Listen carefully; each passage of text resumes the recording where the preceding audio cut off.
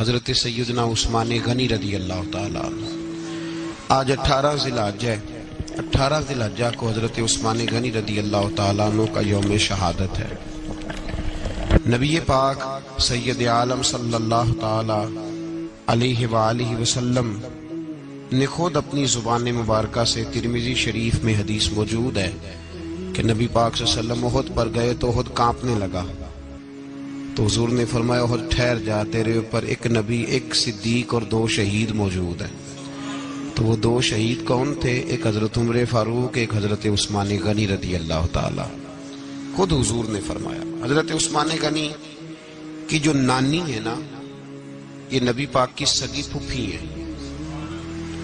حضرت عثمان غنی رضی اللہ تعالیٰ عنہ کی جو نانی ہیں وہ حضور کی سگی پھوپھی ہیں۔ یہ 4تھی 5ویں نسل میں جا کے اللہ کے رسول صلی اللہ علیہ وسلم کا خاندان ہی بنتا ہے۔ اللہ کے محبوب علیہ السلام کی 4 بیٹیاں تھیں اور چاروں کی چاروں حضرت خدیجۃ الکبریٰ رضی اللہ تعالیٰ عنہ کے بطن سے پیدا ہوئی تھی۔ 4 بیٹیاں۔ حضور صلی اللہ علیہ وسلم نے پہلے اپنی بیٹی حضرت رقیہ کا نکاح حضرت عثمان غنی رضی اللہ تعالیٰ عنہ کے ساتھ فرمایا، ان کا انتقال ہو گیا تو محبوب نے دوسری صاحبزادی جناب ام کلثوم رضی اللہ تعالیٰ عنہ کا نکاح حضرت عثمان غنی کے ساتھ فرما دیا۔ 2 شہزادیاں، 2 بیٹیاں۔ یہ جو کہا جاتا ہے نا عثمان ذو النورین، عثمان ذو النورین کا مطلب ہے 2 نوروں والا۔ 2 کچھ بادشاہ قسم کے لوگ ہیں، بیٹیوں کو نور مانتے ہیں، باپ کو نہیں مانتے۔ نبی پاک کی دونوں بیٹیوں کو نور مانتے ہیں، لیکن ان کے والد نبی پاک صلی اللہ علیہ وسلم کے بارے میں باتیں گول کر جاتے ہیں۔ 2 بیٹیاں نکاح میں آئیں تو کیا لقب ہوا؟ عثمان۔ اور مزے کی بات یہ ہے کہ حضرت عثمان کو ذو النورین مولا علی شیر خدا کہا کرتے تھے، حضرت علی کہا کرتے تھے عثمان تو ذو النورین ہے، 2 نوروں والا۔ بریلی کے امام فرمانے لگے تیری نسل پاک میں ہے بچہ بچہ نور کا، تو ہے نے نور تیرا سب گھرانہ نور کا، اور کہنے لگے نور کی سرکار سے پایا 2 شالہ نور کا، نور کی سرکار سے پایا 2 شالہ نور کا، ہو مبارک تجھ کو ذو النورین جوڑا نور کا۔ مبارک دے رہے ہیں دوسری شادی پر، کہتے ہیں ہو مبارک تجھ کو ذو النورین جوڑا نور کا۔ تو حضرت عثمان غنی رضی اللہ تعالیٰ عنہ 4تھے 5ویں مسلمان ہیں۔ تو ابو بکر صدیق رضی اللہ تعالیٰ عنہ تاجر تھے، تاجروں سے ان کی دوستی تھی۔ حضرت عثمان غنی بھی تاجر تھے، تو جناب سیدنا ابو بکر صدیق نے انہیں تبلیغ کی تو وہ مسلمان ہو گئے۔ جب کلمہ پڑھا تو چچا نے باندھ دیا گھر کے اندر، کئی دن باندھے رکھا، کہنے لگا دین چھوڑنا پڑے گا۔ تو آپ نے فرمایا وہ تو جگہ ہی ایسی ہے جو ایک دفعہ گیا ہے دوبارہ چھوڑ سکتا ہی نہیں، ہو ہی نہیں سکتا۔ حضرت عثمان غنی سابقون الاولون میں سے ہیں، ابتدائی لوگوں میں سے۔ ان کی زندگی کے بڑے حسین واقعات ہیں، آپ جانتے ہیں۔ میں 2-3 باتیں صرف ان کی حوالے سے عرض کروں گا۔ ہر آدمی میں ہر صلاحیت ہوتی ہے، لیکن کچھ چیزوں کا غلبہ ہوتا ہے، کچھ چیزوں کا غلبہ ہوتا ہے۔ حضرت عثمان غنی میں 2-3 چیزوں کا بڑا غلبہ تھا۔ سخی تھے تو دریا سے بھی زیادہ سخاوت فرماتے تھے۔ مالاں والے سخی نہیں ہوندے تے سخیاں کل مال نہیں ہوندا، ایتھے اوتھے دوویں جہانی سخی کنگال نہیں ہوندا۔ مالاں والے سخی تے پھر کیڑے ہوندے نے؟ بھوکے ننگے۔ مالاں والے سخی میاں صاحب نے کہا، کہتے یہ نہ سمجھنا کہ جو امیر آدمی ہے وہ سخی ہے، نا، وہ بھائی جب سخاوت کرتا ہے تو پھر مالدار رہتا ہی نہیں۔ سخاوت مالدار تو وہ رہے گا جو پیسے جمع کرے گا، تو جس نے جمع کرنے ہی نہیں، جس نے جمع کرنے ہی نہیں، اس کے بعد پیسے کیسے اکٹھے ہوں گے؟ جس کو سخاوت کرتا دیکھو سمجھ لو کہ یہ مالدار نہیں، یہ سخی ہے۔ سخی اور مالدار میں فرق ہوتا ہے۔ لوگ جس کو کھاتا پیتا دیکھتے کتنے ہو رہے نے پیچھے کنے کو رکھے نے، حالانکہ ایسی بات مالاں والے سخی نہیں ہوندے تے سخیاں کل مال نہیں ہوندا، ایتھے اوتھے دوواں جہان نہیں سخی کنگال۔ حضرت عثمان غنی رضی اللہ تعالیٰ عنہ بہت بڑے سخی تھے، اتنے بڑے تھے کہ غنی کہہ دیا اللہ کے رسول نے۔ عثمان غنی تھے، ہر وقت ہی سخاوت، ہر وقت ہی سخاوت۔ میرے حضرت صاحب کی ایک دفعہ اپنے ایک درویش کو کہنے لگے یار تیرے ہاتھوں میں تو موریاں ہیں، جو چیز آتی ہے وہ گری جاتی ہے، رہتی نہیں۔ حضرت عثمان غنی رضی دیکھے نا، مشورہ کرنا پڑتا ہے یار یہ جگہ لینی ہے، کیا پروگرام ہے، لوگ کہتے ہیں رستہ کوئی نہیں، دیکھتے ہیں، غور کرتے ہیں، پھر اس کا ریٹ لگتا ہے، پھر بات ہوتی ہے، پھر بات آگے چلتی ہے، پھر اس کے بعد بندہ کہتا ہے میں اتنے دیتا ہوں، وہ کہتا نہیں میں اتنے لوں گا، پھر وہ کہتا ہے میں لگا کے ریٹ آ گیا ہوں، باتیں ہوتی ہیں۔ اللہ کے رسول صلی اللہ تعالی علیہ وسلم نماز پڑھ کے نکلے، جنت البقیع والی جگہ حضور کو پسند آ گئی۔ فرمایا کچھ صحابہ آتے ہیں یہاں تو انہیں سواریاں کھڑی کرنے کا مسئلہ ہے، آج کل نہیں مسئلہ ہوتا پارکنگ کا، اس زمانے میں اونٹ گھوڑے باندھنے کے لیے حویلی چاہیے تھی، تو حضور علیہ الصلوۃ والسلام آ کے بیٹھے تو فرمایا جگہ بڑی اچھی ہے، کبھی مل جائے نا تو صحابہ کو سواریاں باندھنے کے لیے اچھی رہے گی۔ عثمان پیچھے بیٹھے تھے، وہیں سے گردن جھکائی اور پیچھے سے نکل گئے۔ حضور نے فرمایا ادھر آؤ، کہاں جا رہے ہو؟ کہا یا رسول اللہ جو جگہ آپ نے کہی ہے میں دیکھنے جا رہا ہوں۔ تو حضرت عثمان غنی دیکھنے گئے، جب واپس پلٹے تو میرے کریم نے فرمایا عثمان دیکھ آئے ہو، دیکھ آئے ہو، دیکھ آئے ہو؟ عرض کی محبوبہ دیکھنی کیا آتی، تجھے پسند آئی تھی، میں خرید آیا ہوں، خرید آیا ہوں۔ دیکھنا آنا جانا یہ تو وہاں ہوتا ہے جہاں سودے بازی ہو، رنگے چمن پسند نہ پھولوں کی بو پسند، ہم کو ہے وہ پسند جسے آئے تو پسند۔ بات ختم ہو گئی، آپ کو پسند آئی تھی میں نے خرید لی۔ میرے رسول پاک صلی اللہ علیہ وسلم کے ساتھ پتہ نہیں لوگ کہاں بیٹھ کے دین پڑھتے ہیں، اختلاف ثابت کرتے ہیں، جو جگہ مصطفیٰ کو پسند آئی عثمان نے خریدی، اس جگہ پہ سیدہ فاطمہ الزہرا کا مزار بنا ہوا ہے، اس جگہ بی بی پاک کا مزار ہے جو حضرت سیدنا عثمان غنی کی خریدی ہوئی ہے۔ اس کا مطلب ہے یہ جگہ مصطفیٰ کا بھی پسندیدہ ہے، اہل بیت کی بھی پسندیدہ ہے۔ حضرت عثمان غنی کا مزاج ہے، حضور اعلان کر رہے تھے، اس کا مطلب ہے چندے کا اعلان کرنا بھی نبی پاک کی سنت ہے، اس لیے ہم بھی کبھی کبھی یہ سنت ادا کر لیتے ہیں۔ چندے کا حضور نے اعلان کیا، جیش اسرا کے لیے بہت بڑا لشکر جانا تھا، فرمایا اٹھو بھئی حصہ ڈالو۔ حضرت عثمان نے دائیں بائیں دیکھا، کتنے بہت زیادہ سپاہیوں کے لیے بہت زیادہ سامان چاہیے، قحط کا زمانہ ہے۔ جناب عثمان اٹھے کا یا رسول اللہ 100 فوجیوں کا خرچہ، ان کا گھوڑا بھی دوں گا، گھوڑے پر رکھنے کے لیے یا رسول اللہ صلی اللہ علیہ وسلم جو کجاوا ہوتا ہے، کاٹھی ہوتی ہے، وہ بھی میری، فوجی کی وردی بھی میری، اور جب تک واپس آئے گا تب تک سارا کھانے کا خرچہ بھی میرا۔ نبی پاک صلی اللہ علیہ وسلم مسکرائے، فرمایا عثمان اللہ تجھ سے راضی ہو۔ تھوڑی دیر کے بعد فرمایا پھر اٹھو بھائی، دائیں بائیں دیکھا کوئی اٹھا ہی نہیں۔ حضرت عثمان پھر کھڑے ہو گئے، کہا حضور 100 میرا اور شامل کر لیں۔ نبی پاک نے پھر اعلان کیا، حضرت عثمان کہتے ہیں میرے نا دل کو کچھ ہوتا تھا، پھر اٹھے، کہا حضور میرا تیسرا 100 بھی شامل کر لیں۔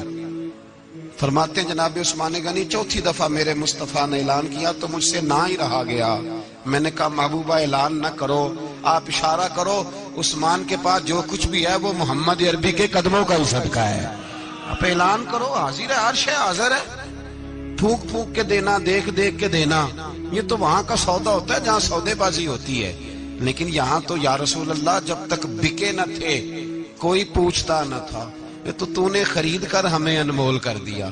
اور مجھے وہ بات بڑی پسند ہے، میں تنہائیوں میں کتاب کھول کے پڑھتا ہوں، تنہائیوں میں پڑھتا ہوں میرے رسول پاک صلی اللہ تعالی علیہ وسلم، اور میں جب مجھے کبھی لطف لینا ہوتا ہے تو میں صاحب طبقات کی یہ روایت کھول کے بیٹھ جاتا ہوں جب اپنا مزہ لینے کو دل کرے۔ حضرت عثمان غنی شہزادے تھے، دولت مند باپ کے بیٹے تھے، رئیس اعظم تھے۔ امیروں کے بچے نازک مزاج ہوتے ہیں، موڈ کے مالک ہوتے ہیں، بہت بڑے رئیس تھے، پر عشق لگا سی کھیڈا کھیڈ دی نو، تو پھر کھیڈاں بھول گئیاں، کجل پایا سی یار دے ویکھنے نو، پھر او دی یاد وچ روندیاں ہی ڈول گئیاں، حیدر شاہ اس گلی کدے نہ رول دی، پر ہن تے رول دی 4-5 دن کے بعد مدینے آئے، سفر پہ گئے ہوئے تھے، حضور کے پیچھے نماز پڑھی تو محبوب کے چہرے پہ ذرا نکاہت ہے، کمزوری ہے، حضرت بلال کو ملے، کہنے لگو بلال میں 4 دن باہر رہا ہوں، حضور کے چہرے پہ کمزوری کیوں ہے؟ جناب بلال کہنے لگے جا گھر جا کے پوچھ لے. کہتا میں نے دروازے پہ دستک دی. سیدہ عائشہ صدیقہ اندر سے بولی کون ہے؟ میں نے کہا اماں جی غلام ہوں عثمان. میں 4 دن کے بعد آیا ہوں تو چہرے پہ بڑی کمزوری ہے. فرماتے جناب عائشہ ہچکی لے کے روئی. کیا ہوا؟ تو کہنے لگی عثمان 4 دن ہو گئے کونین کے مالک نے روٹی کوئی نہیں کھائی. ایک پیالہ دودھ کا ایک کھجور. حضرت عثمان غنی رضی اللہ تعالیٰ کا اماں جی آپ پردے میں نہیں چلی جاتی؟ شہزادہ دوڑے گئے گھر سے اناج کی بوری کندھے پہ رکھی ہر چیز اٹھائی. غلام کہنے لگا مجھے دے دو 20 نوکر ہیں گھر میں. فرمایا نہیں یہ میری ڈیوٹی ہے میں نہیں کروں گا. عثمان خود گئے رسول پاک کے گھر میں جھاڑو دیا چولہے میں آگ جلائی. حضرت عائشہ کہتی ہے میں پردے کے پیچھے سے دیکھ رہی تھی جب عثمان پھونکے مارتے تھے تو داڑھی سے دھواں نکلتا تھا. پھر عثمان جس نے پانی کا پیالہ بھی خود نے پیا تھا اس نے سالن پکایا. پھر روٹیاں پکائیں تو ہاتھ جلے. کھانا پکا کے اور دسترخوان لگا کے مسجد میں حاضر ہوئے. کہا محبوبہ اگر مہربانی کریں تو گھر نہیں آتے؟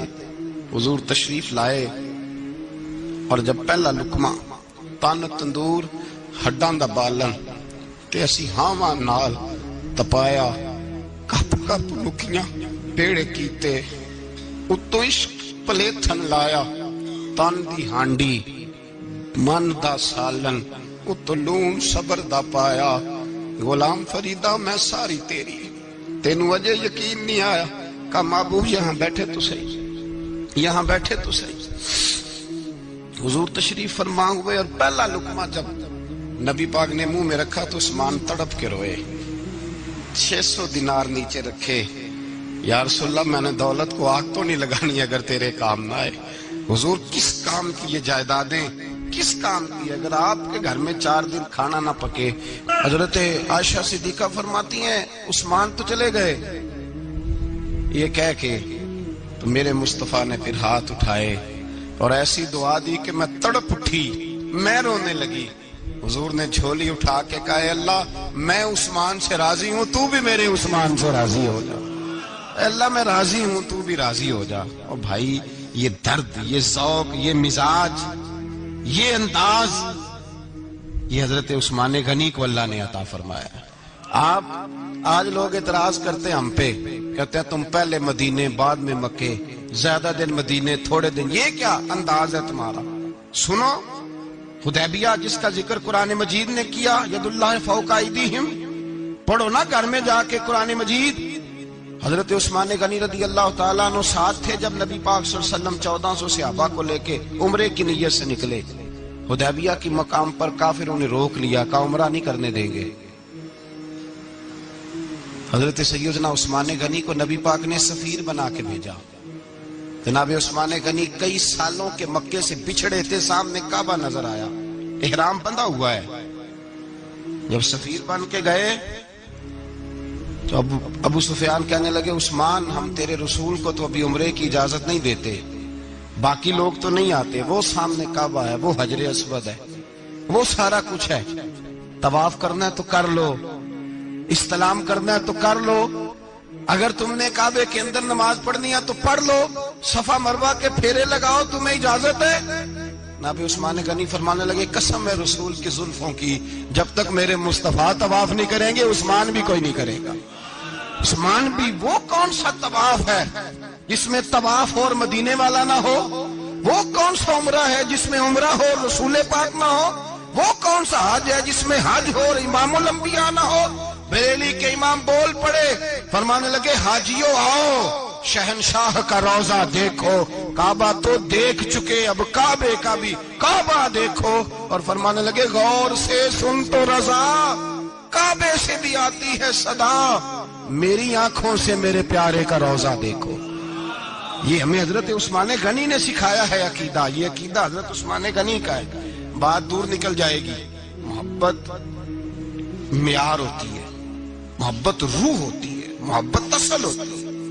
حضرت عثمان غنی رضی اللہ تعالیٰ عنہ سے کسی شخص نے کہا کہ عثمان کوئی تبدیلی بھی آئی نبی پاک کے غلام بننے کے بعد؟ حضور کے غلام بننے کے بعد کوئی تبدیلی بھی آئی؟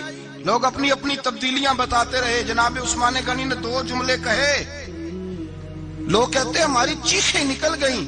یہ معراج حضور سے پیار کی محبت اور عشق کا یہ رنگ عثمان غنی کا. حضرت عثمان غنی کہنے لگے تم تبدیلی کی بات کرتے ہو؟ میں نے جب سے نبی پاک کے ہاتھ میں سیدھا ہاتھ دے کے بیعت کی ہے، میں نے یہ ہاتھ دوبارہ کبھی گندگی کو نہیں لگایا. اور فرمایا جب سے پہلی نظر سے جلوائے بدوہا دیکھا ہے، میں نے اس کے بعد اپنی شرمگاہ کو بھی کبھی نہیں دیکھا. اس لیے کہ ان آنکھوں میں رسول اللہ کے جلوے رچ بس گئے. یہ معیار پیدا کیا جناب عثمان غنی نے. اور مدینہ منورہ سے جو محبت ہے نا مسلمان کی، اس کا اگر اصل رنگ دیکھنا ہو تو جناب عثمان غنی کو زندگی کو دیکھا جائے. اصل رنگ. جناب عثمان غنی بہت بڑے امیر تھے، بہت بڑے امیر المومنین تھے. لاکھوں مربع میل پہ حکومت تھی. چند 100 آدمیوں نے آ کے گھیر لیا عثمان غنی کے گھر کو. اور کربلا میں تو 3 دن پانی بند رہا ہے، حضرت عثمان غنی پہ 40 دن پانی بند رہا ہے. 40 دن. اور حضرت امام حسین کے خیموں کے گرد تو پہرا دینے کے لیے جناب عباس تھے. اور میں تاریخ کے سارے معتبر حوالے عرض کر سکتا ہوں کہ جب حضرت عثمان غنی کو خطرہ ہوا تو مولا علی شیر خدا نے امام حسن اور حسین کو تلواریں پکڑائیں اور فرمایا دروازے کے آگے کھڑے ہو جاؤ، کوئی بدبخت تمہارے خالو عثمان غنی کے دروازے تک جانے نہ پائے. اور اس دروازے سے پھر گیا بھی کوئی نہیں، اس لیے کہ وہاں حسنین کریمین کا پہرا تھا. جو گیا بے ایمان تو پیچھے سے چڑھ کر کے گیا. حضرت عثمان غنی لاکھوں مربع میل کا حکمران، جہاں جس کے پاس چند ووٹ ہوں وہ دندناتا پھرتا ہے، جس کے پاس 4 باڈی گارڈ ہوں اس کی بات وہ کرتا ہے تو ہوا میں. حضرت عثمان غنی کے پاس ہزاروں کی فوج ہے. چند 100 لوگوں نے آپ کے گھر کو گھیر لیا، شہید کرنا چاہتے ہیں. جناب عثمان غنی رضی اللہ تعالیٰ عنہ کے پاس حضرت علی رضی اللہ تعالیٰ عنہ، کئی اور لوگ گئے. کہا عثمان 3 باتیں ہیں، یا تو ہمیں اجازت دو، یا تو تم تھوڑی دیر کے لیے خلافت چھوڑ دو، حکومت چھوڑ دو، چند دنوں کے لیے کسی اور کو امیر بناؤ. جناب عثمان کہنے لگے مجھے تو حکومتوں سے دلچسپی نہیں، لیکن میں چھوڑ نہیں سکتا، اس لیے کہ میرے مصطفیٰ کریم علیہ السلام نے مجھے فرمایا تھا عثمان اللہ تجھے قمیض پہنائے گا، لوگ اتارنا چاہیں گے پر تم اتارنا نہ. فرمایا میں سمجھ گیا ہوں، اس سے مراد یہی ہے، میں نہیں چھوڑتا. کہا عثمان پھر اس طرح کریں، ہمیں اجازت دیں، یہ چند 100 لوگ ہیں، ہماری تلواریں چند منٹ میں فیصلہ کر دیں گی. جناب عثمان غنی فرمانے لگے میں نبی پاک کا شہر اپنی وجہ سے خون میں رنگ دوں؟